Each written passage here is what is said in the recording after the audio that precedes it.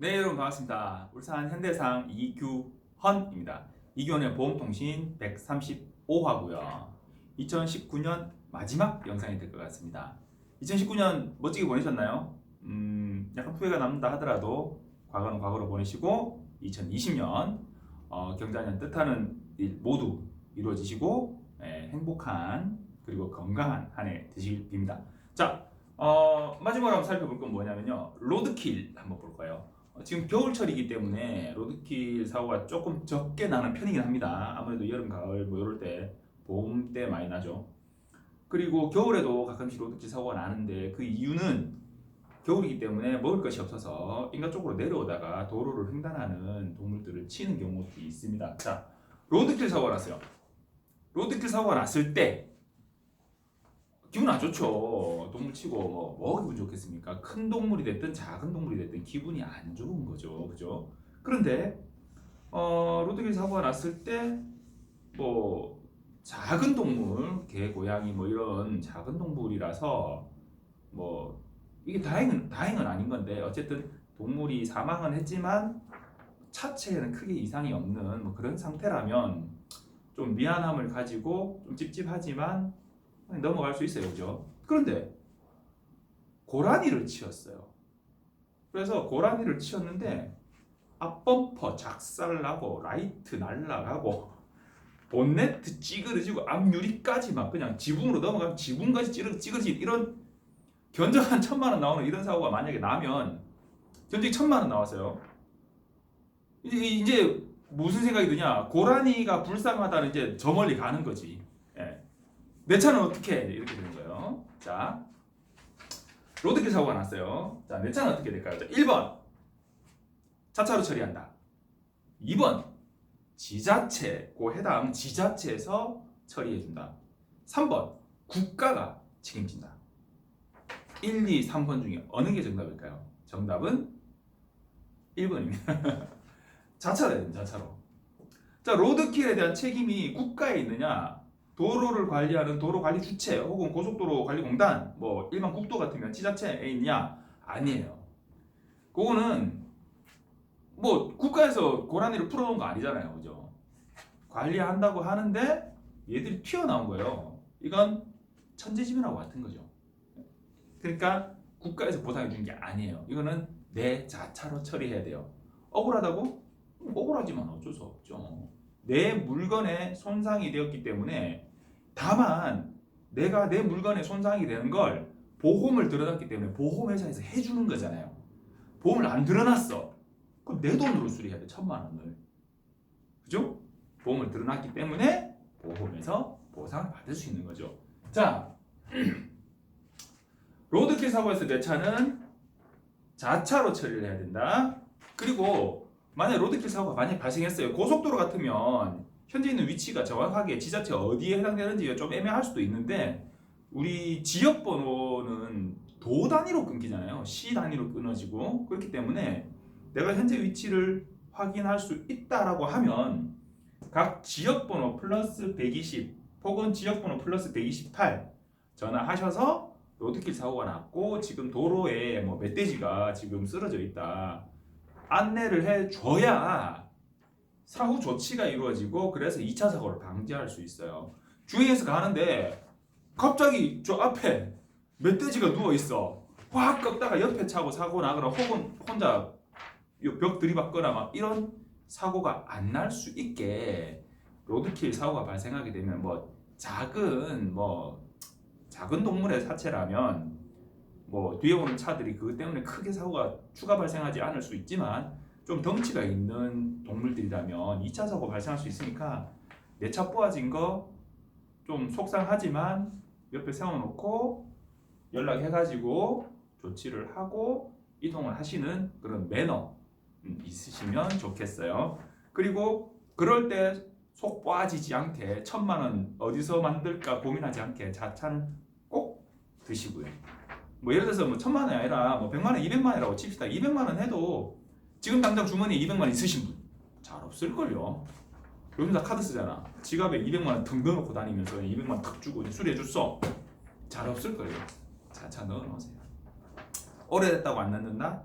그래도 그 차 금액이 부담일걸요. 자, 그리고 두 번째, 올해 마지막 방송이라서 좀 빠르게 볼게요. 그냥 가볍게.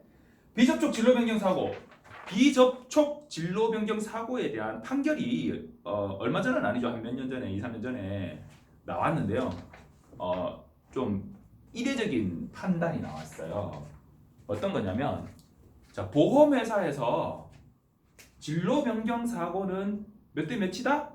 기본이 직진대, 뭐 교차로냐 직진 좌회전 따지게 그게 아니고 내 차로를 그냥 직진 주행하고 있는 직진대 진로 변경 차량의 사고는 얼마로 따지느냐? 3대 7을 잡습니다. 기본적인 과실이에요.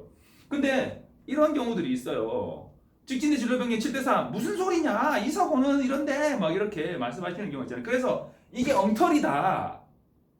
보험회사 자기들끼리 나눠 먹는다 이렇게 말씀하시잖아요. 그런데 이 과실이 어떻게 나온 거냐면 진로를 변경하고자 하는 차는 들어가고자 하는 차로에 진행하고 있는 차량의 정상적인 진행에 방해가 되지 않게 방향 지시 등을 작동하고 그리고 안전하게 들어가야 되고 그리고 진로 변경에 들어오는 차가 있으면 직진하던 차도 그 차의 진로 변경에 내가 특별히 막 방해를 할 의도로 막 이렇게 하면 안 되고 이런 기본적인 내용들이 도로교통법에 있단 말이에요. 그러면 직진이 무조건 우선이다. 그럼 진로 변경은 뭐 때려 죽여도 못하지. 그렇잖아요.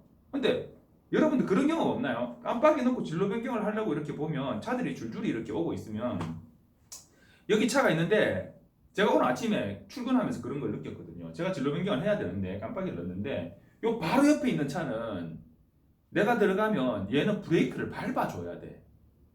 내가 지금 깜빡이는 켰지만 거기서 바로 들어가면 싸가지 없는 거지. 얘는 욕한다고. 그러니까 깜빡이 켜고 얘는 한번 보내주고 그리고 그 뒤에 차 얘가 또 나 들어오지 말라고 또 가속을 좀 살짝 하거든. 그럼 그 뒤에 차랑 약간 벌어지잖아요. 그러면 나 깜빡이 넣은 거 봤지? 자 이제 간다. 그리고 들어가야 되는 거야. 그렇게 안전하게 가야 돼.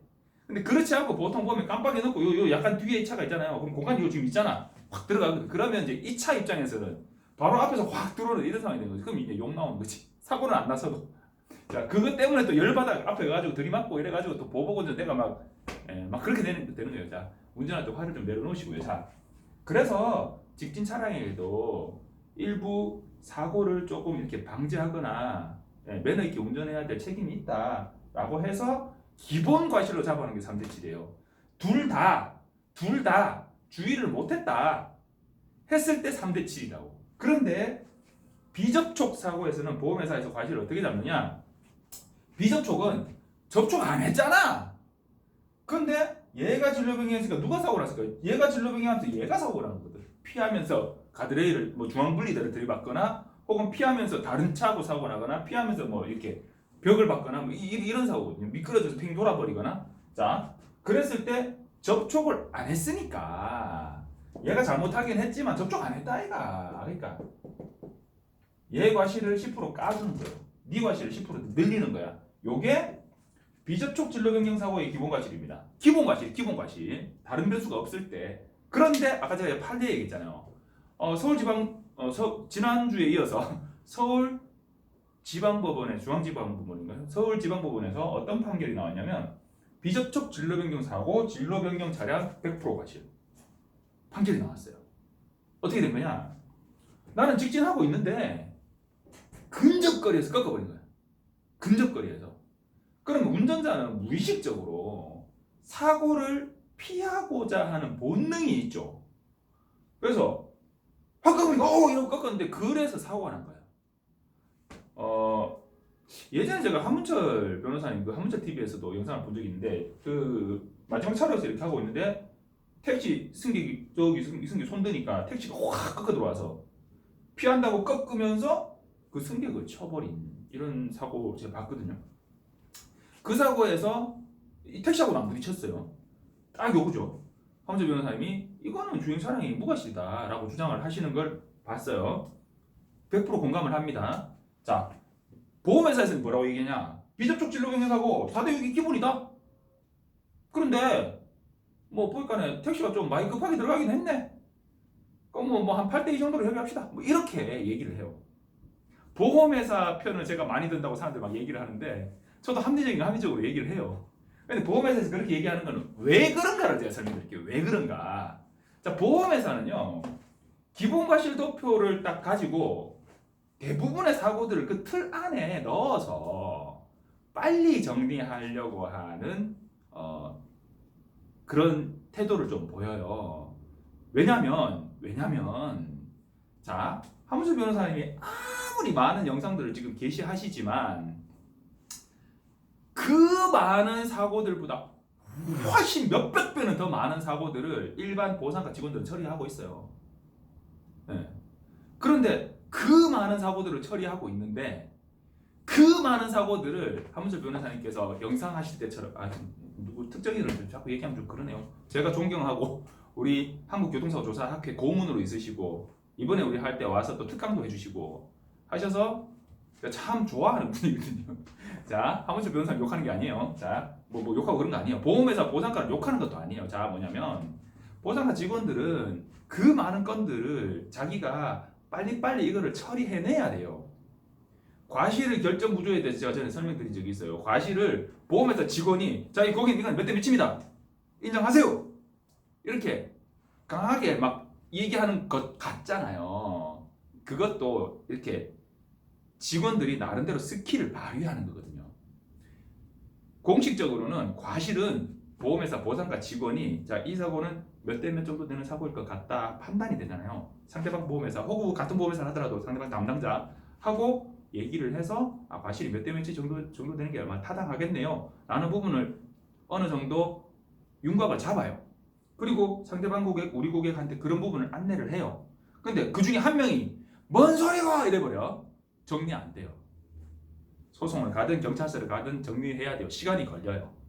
보험회사 보상가 직원 입장에서는 빨리 정리를 해야 되는데 안 좋아하지 그런 상황은. 그런데 거의 한 99% 정도는 이 주장이 타당하지 않은 주장이에요. 사실은. 한 99% 정도는 보험회사 보상가에서 이렇게 안내하는 과실이 통상적으로 맞는 과실이에요.